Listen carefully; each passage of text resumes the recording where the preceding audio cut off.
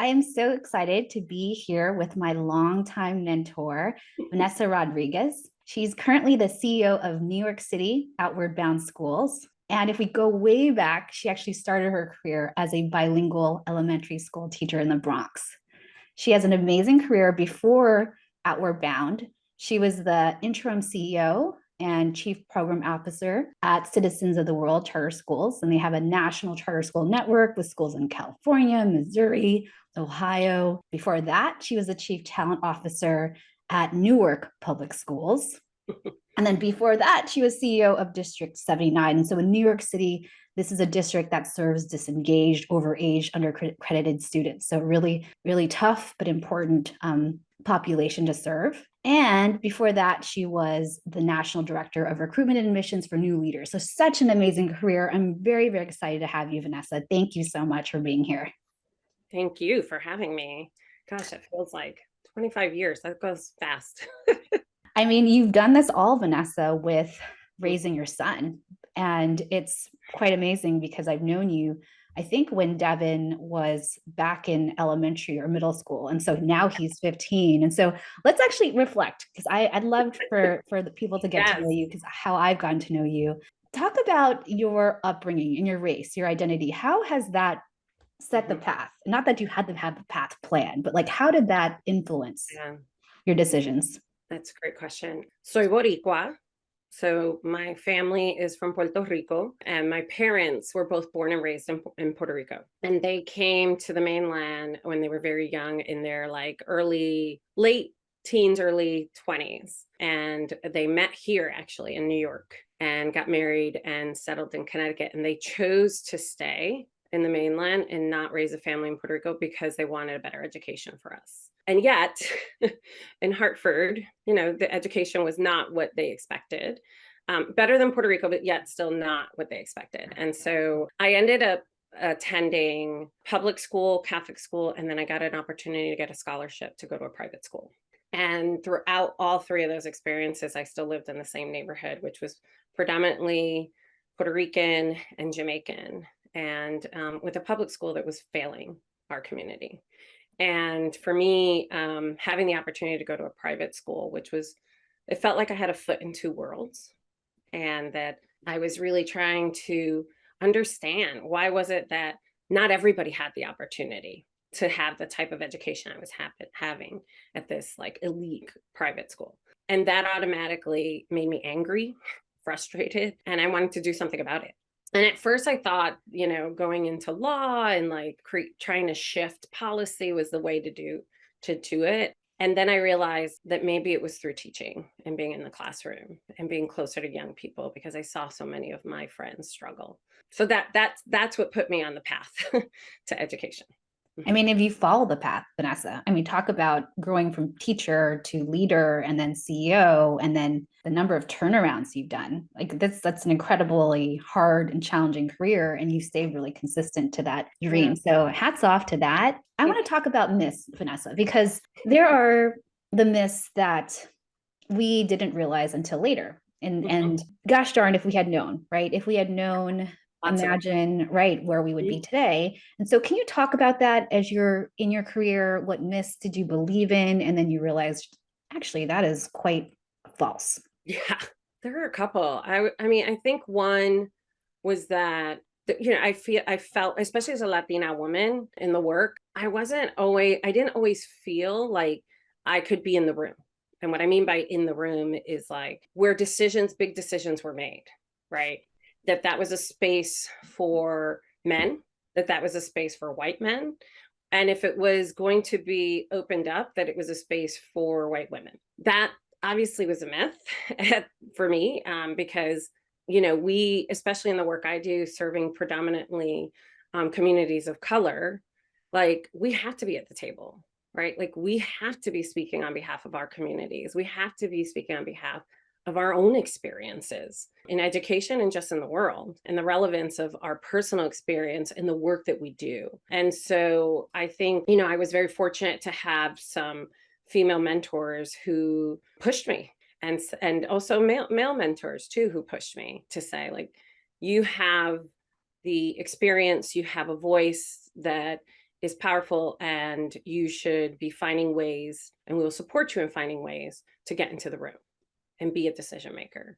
But that was hard. It was very hard. A lot of rejection, a lot of moments of like doubting myself. You know, we talk about the imposter syndrome.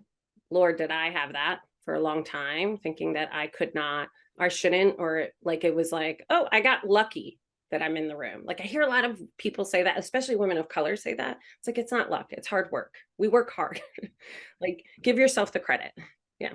It's interesting. When I first met you, I remember that you had said, sometimes I get imposter syndrome. And I was like, what? You are such a senior leader. I look up to you. So many of us do. And you have this? And you're like, yes. And I face it and I shift and I take up space. And so I was like, what does that even mean? So let's actually, you know, I love to codify things, right? Vanessa, if you're to create with all Yes. the years, right? You're like, I doubted, you know, I said the thing. How would you actually kind of systematize that or give steps? Like, okay, here's kind of how I approached it. Here's the advice that I got.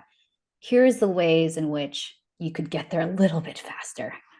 Yeah, that's a great question. I think about this a lot when I reflect back, because even recently, like applying for the role I'm in now, I was like, should I be going for that? Like, is that? And then I was like, whoa, back it up. Like, you're doubting yourself again. And you know, one is really talking to people both in my personal life who know me really well and support me, and also leaning in with people in my professional life who've been there along the journey. I think that's important. It's important to lean in on your community and have them lift you up because they see you as you are, not as you may think you are. I think that's one. I think second is for me, it's about values, the work. I think I've sustained and stayed because I care deeply about the young people and I know the cost. And being a mom of a Puerto Rican brown boy in America, like I know what the cost is of not doing this work for him too. Right. And the world we're building. And so I lean into that. Like, if we're not doing it, if I have an opportunity to improve this work, I have an opportunity to voice something that needs to be better. If I have an opportunity to give into something that can produce more opportunity for young people, then I have a responsibility to do it. And I need to lean into that, as scary as it may be. And what's the worst thing that can happen? So I fail.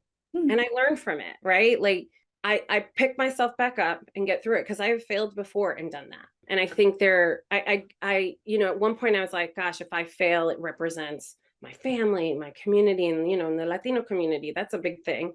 And I don't want to do that. And I would put this extra pressure on myself. And now it's like, just release a little bit of that and be me and say, actually, my community can lift me up if I fail. Like we can do this together. And so I'm trying to lean into more of that than the like fear that comes with imposter syndrome. Yeah, I hear so much there, Vanessa. First is like a recognition of what even our thoughts are and to do a check. I'm doubting myself. Okay, let me put aside that limiting belief and actually take on an empowering belief. So the self-awareness. And then the second is to have this beautiful community, of which I'm so grateful I have you as part of my community. You have definitely lifted me up during some very hard times. Thank you. You too. You've done that for me too. So I appreciate you.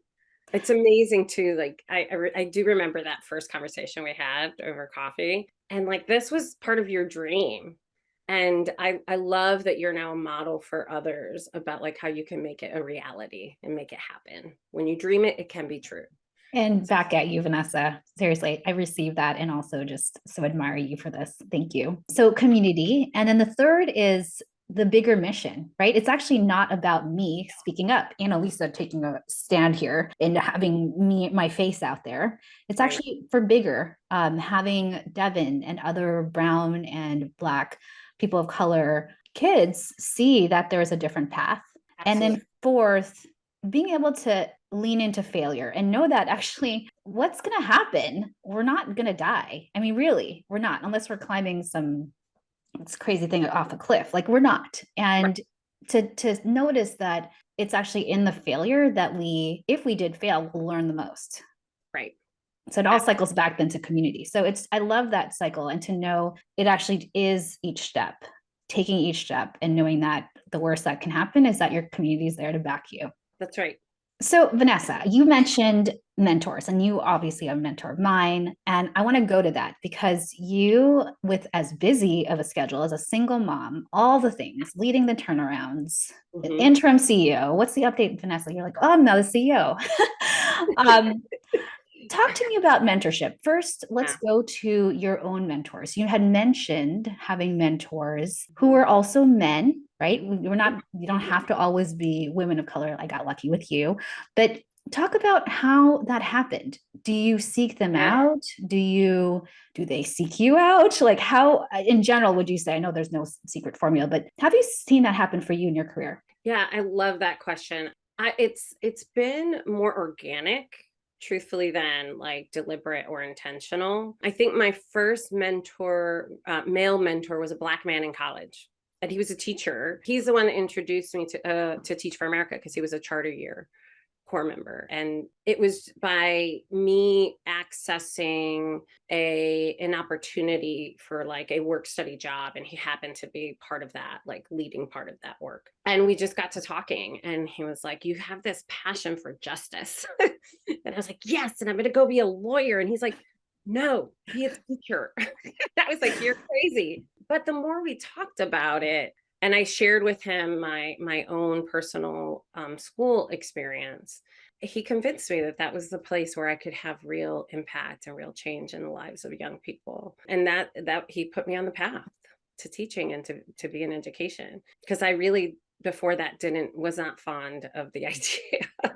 But it was, so it wasn't, it was more like, I think I connected with people. I think this goes across all the mentors I've had, is like there is a values alignment. There is an opportunity to connect on something deeper than like what's on the surface, right? And for me, that is how I lean in. I do consider myself a values leader, someone who really cares deeply about having a passion for something, particularly around creating space and opportunity and access for young people.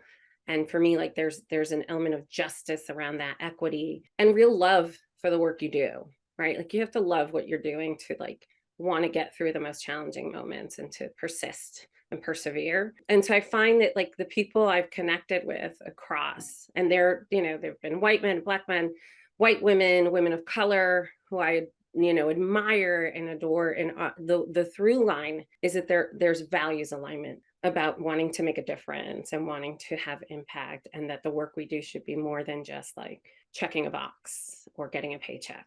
And so I think that has been what has really connected me to the people that are in my circle. I hear when you share, Vanessa, that there's a trust in the universe that the people who will come your way will help steer, angels or however you call them. But to have someone take you from the lawyer path, and I think about you, you would of course been awesome as a lawyer or whatever you chose to do, but Thank you. gosh darn, I don't know, the education movement would have missed out. So Mm. I think that that's interesting, both this organic way of building relationships and also making sure the values are there. Because if it's not there, you can be colleagues and it doesn't have to go deeper and especially get advice Yeah. about hard things. And so, Vanessa, that actually leads me to this other question I have, because often I've come to you for advice on hard things, which include difficult conversations. And I feel like of all the people that I know, and I know lots of leaders, you're quite direct. And it's Try to like be. every time I talk to you, I realize like how much work I need to be doing on just say the thing, right? Just let's call it and call the bluff. And as an Asian American, I'm tiptoeing. Are we okay? Is everything okay? And then finally, I'm like, what did I even say? Like, I think I said the opposite. I once, honestly, Vanessa, I called someone to say that they didn't get the job, didn't get the fellowship, and I walked away with like, I think I told him that he might get it. I honestly was like, what the hell happened with that conversation? It was just so terrible. I mean, I it was many, many know. years ago. I know I didn't have you yet as my mentor, but I actually would love, Vanessa, if you could break it down, because I feel like you have some sort of structure or some way of delivery. Yeah. And I don't know if you were like that to begin with back in the day, but can you just walk us through first, talk Yeah. about the structure, and then we could talk about how you got there. Yeah. So The structure for me is that if you first, it's about care for other people's well-being. Like that's at the beginning of it, right? Like if you care for others' well-being, just that simple, then they deserve honesty, right? And then I think sometimes when we give difficult information or challenging information to others, we want to like make it as, easy and as nice as possible and still try to deliver the message. And when the truth is that you just got to deliver the message and then you deal with what comes with it. I learned that the hard way because I used to do the sandwich approach, right? Early on in my career. The first time I led, I think my first time leading a team, I was 24 and I had most of my staff was actually older than me. And so I would do that. And they're like, it would go in circles. And finally someone said to me, it was a Latino man, and he was like, just say it. And I was like, whoa. And he was like, this is painful. Let me tell you why. And I learned. And I was like, no, he's right. Like, what do I want? I want to hear it. Right. So it's like, you want people's well-being to be part of the process. I think that's what you were feeling in your example. And so I think people really appreciate hearing what the answer is. And then you talk about like everything that comes with that answer. Right. And because then they know, and you're not like walking them through this maze to get to the answer. And so I've really gotten to a space where it's like, okay, I care about you as a human being. I want this to be really clear. So I give the direct impact. If it's like, I'm sorry, this is not the right match for you. This job isn't the opportunity for you, or this fellowship isn't really what is best for you. Now let's talk about the why, and let's hear how you're feeling, how you're responding. You support them, and then you move forward. And people really appreciate that. They appreciate the directness, the candor, and the honesty, being really direct. They know where they stand with you.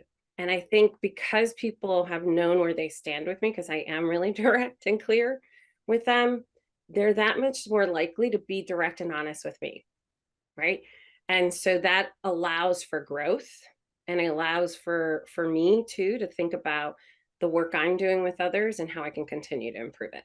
So I actually want to put this into play because you gave me feedback once when I came to you. I need help. Can we talk in the next 24 hours? And you're like, of course. Yeah. And you made it happen in the next hour. And I said, here's the situation. And you listened to it and you're like, all right, well, you already spilled, right, the milk, or you said it like in a little more gruff way, but you said, you're like, it's already done. Like you should have done this, but it's already done.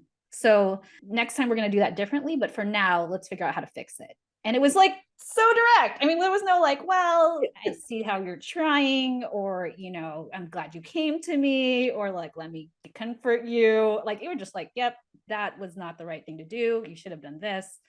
But we are where we are. So let's figure it out. And I was like, okay. I mean, that was a perfect example of that. I mean, I trust whatever you tell me, but it's exactly this delivery. So I actually want to talk about it, Vanessa, because Yeah, I wish I had gotten this right when I was like 22, about to lead a bunch of people. So me too. yes, right. And Yeah. thank God for that Latino man, right? He's like, he's just making it painful, like to say the thing. Yes. But talk about a time, Vanessa, like the hardest of hard of conversations. Cause I actually want to make it, I gave this like, well, you're my friend, you can tell me whatever, but Yeah. talk about a really hard conversation, right? And you gave an example of like letting someone go, but like think about one of the toughest conversations, because I actually want to put it into play. This person was tough, and I'm about to go really direct. And I mean, did it always go perfectly? Like, talk about one of those. Because I do want to play it out, right? And you've done it, pretty often. Could you give us an example? Yeah. I mean, I think one of the toughest examples or moments in my career was definitely when I was working at Newark Public Schools. And I had to lay off and transition a number of folks who cared deeply, deeply about their young people and the work they were doing, but were not a match to the job that they were holding. And I always put at the forefront, we're in the work for young people, not to have a job. And so it allows me to think about the approach to making tough decisions in a way that's really focused on why we exist in the work and why we exist as an organization, as a district, whatever it may be. But I had this one person who had been at the district for a long time and was not values aligned in some ways, and also was not really delivering in their role. And they were pretty senior, and they had lots of folks in the community that supported them. And so it was not the easiest conversation. It was pretty adversarial. Like, she did not agree with anything I said. I mean, from day one, I was like someone she saw as like opposition. And so it took longer. It took longer. And it was I had to live through a lot more of the like having to see this individual every day, knowing that we were not in agreement, and knowing that she knew I was trying to exit her, and I was trying to figure out the best way to do it so that the community could still hold, and yet we could still push the work forward.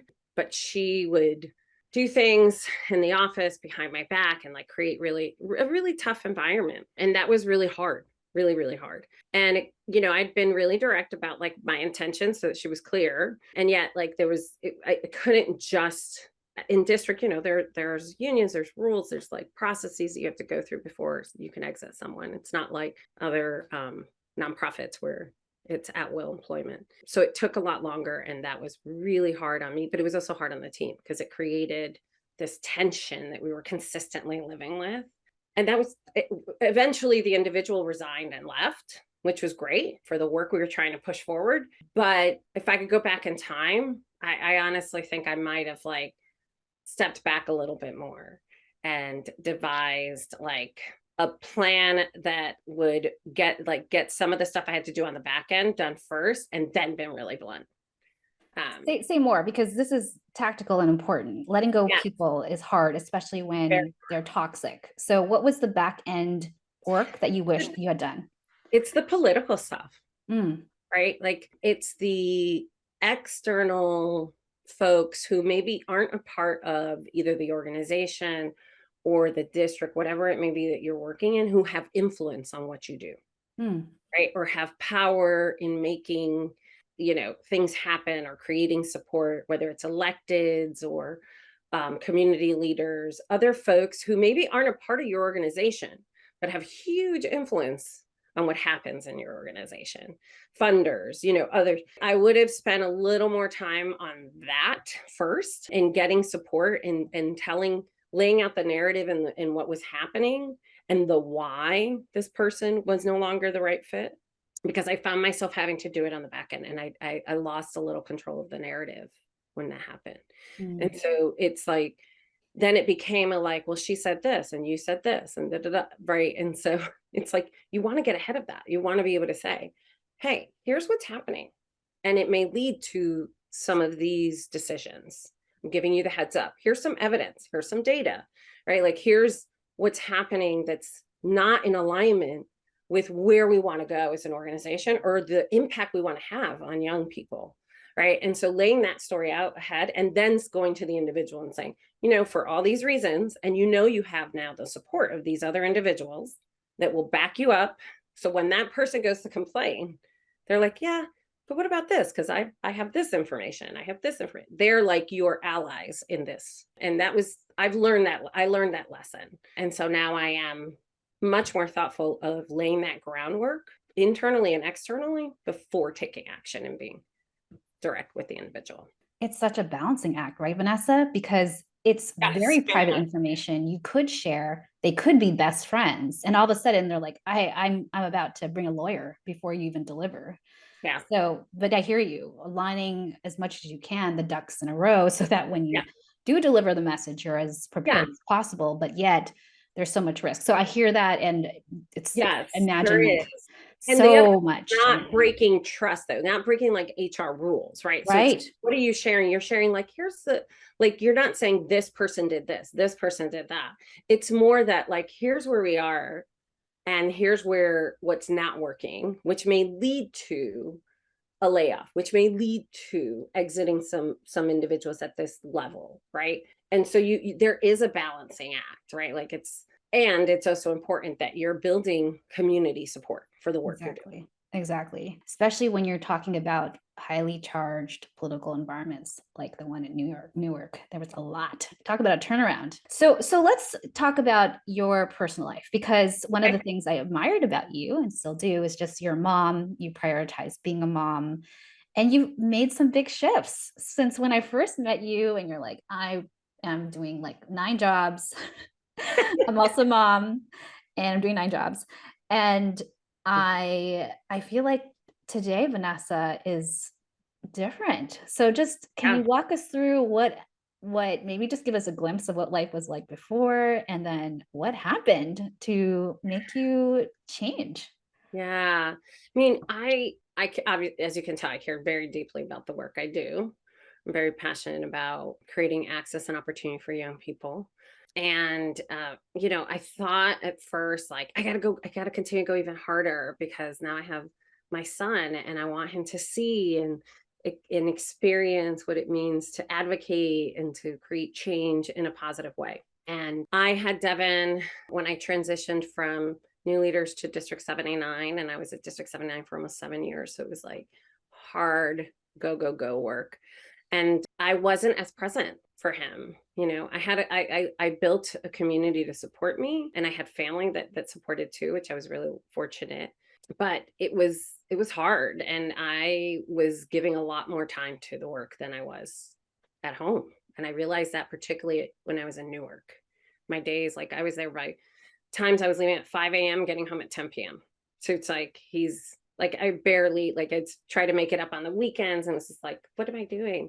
And I finally just took a real step back, and I after Newark and really reflected on what was happening to me, not the work, not my son, not family, but I was feeling a sense of not lost, but emptiness of not being connected in the same way I wanted to be. And not that I wasn't I was a good mom when I was there. I was 100% and I did a lot, but I was running myself ragged, trying to go all the time, both as mom and work. And so I just made a deliberate decision that I need to pivot that. And so my next role after that had to help me create balance.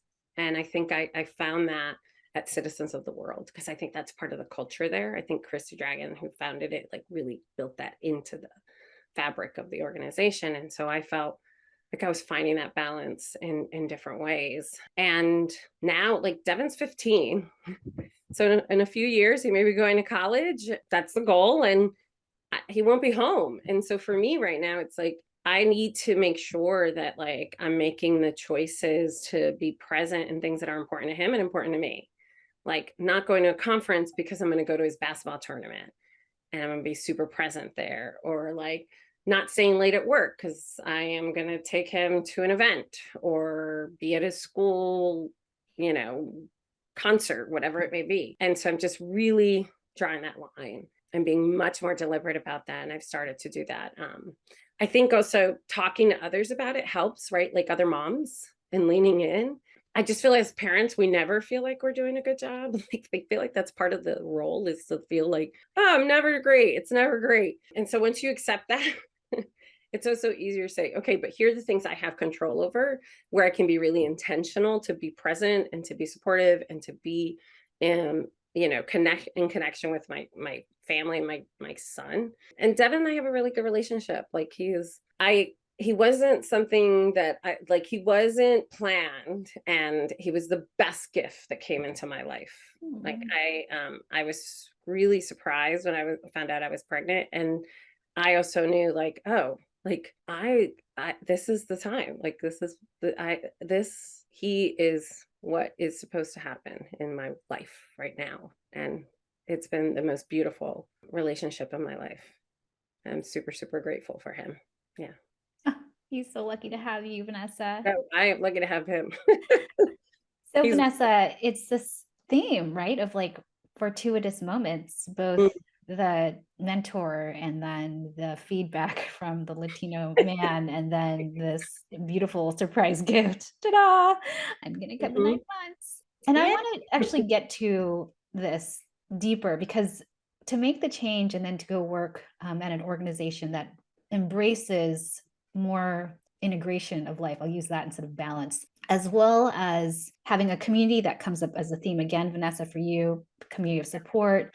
And then I want to go to this idea of rules because, you know, I like systems. And so I feel like you probably have like, if this, then that, that helps to just take away this guilt. What do I do? Decision tree, analysis paralysis. I feel like you probably have some rules. Would you mind if you, or if you think about it right now, but what rules do you generally follow to help you make the call?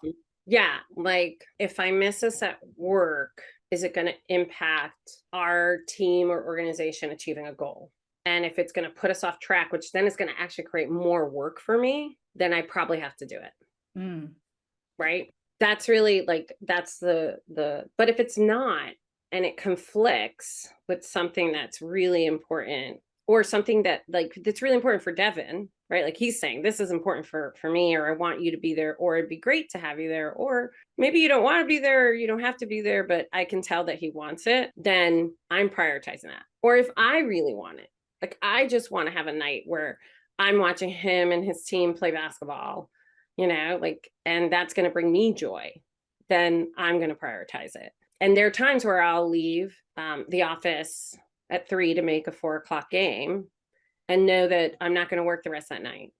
But then the next day I'll make it up, right? Like, so there's there's also like, you know, time is something I think about a lot. So I, at the beginning of every month, plan out the entire month, right? Like he and I sit down, we look at every week.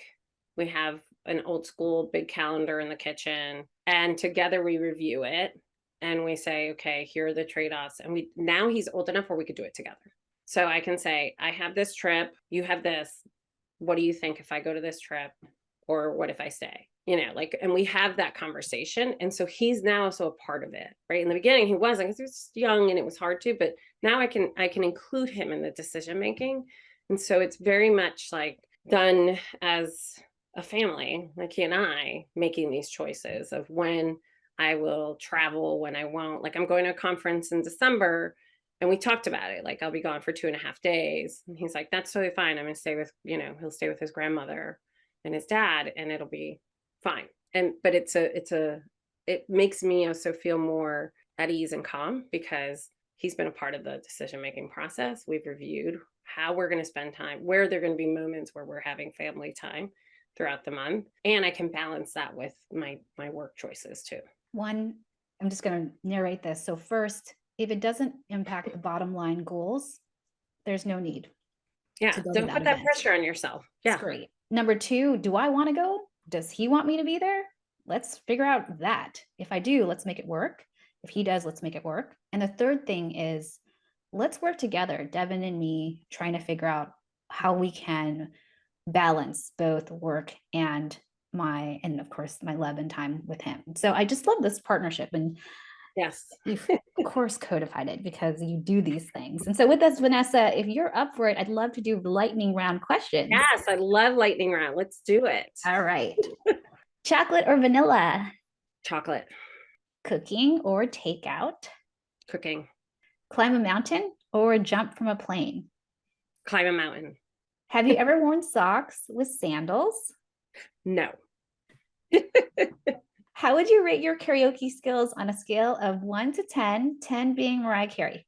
I'll be honest, 5. What's a recent book you read? The Sum of Us by Heather McGhee. What's your favorite way to practice self-care? Walking. What's a good professional development you've done? Pahara. What's your definition of a boss mama? Kick ass. What advice would you give your younger self? Trust yourself. And where can we find you, like LinkedIn, or if you have any social media profiles? I have a LinkedIn profile.